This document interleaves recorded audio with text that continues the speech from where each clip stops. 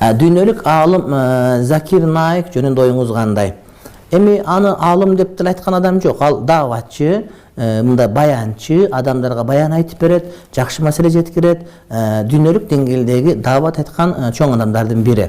Эми мындай дааватчы менен аалымдын же болбосо баянчы менен аалымдын айырмасы бар. Бул фатва бергенге жарай турган адамдар аалымдын өзүнүн таратыбы бар. Анан ошол эми бул деле андай бир жөнөкөй адам эмес, албетте илими бар. Бирок мындай бир дүйнөлүк аалым деген сөз албетте бул мындай бир бардыгына эле бериле бербейт да. Бирок ал кишинин ошол жанагыдай могу уйгурлар туурасында Кытай боюнча айткан пикирлери, башка пикирлери колдоого ала турган маселе. Анан ошол жанагы Индия өлкөсүнөн чыккан, ал Индиянын өзү ал кишини кысмак алып турат. Эми ошондой жанагы ачык айтып, мындай бир туура айтып, тууганыңа жакпайсың деген сөз мына ушул Закир Наиктин башына келип атат. Эми ага биз айтабыз, кулдук болсун, куттуу болсун дейт. Анткени туура аалымдардын башында дайыма кыйынчылык болуп келет. Пайгамбардын башында болгон Закир Наикка келип турат.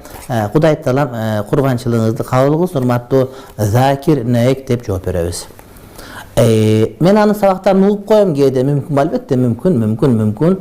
Бирок ойлобош керек, ошол Закир Наик ошол тууралыктын үлгүсү, ал ката айтпайт, анын баары туура деген сөз болбош керек.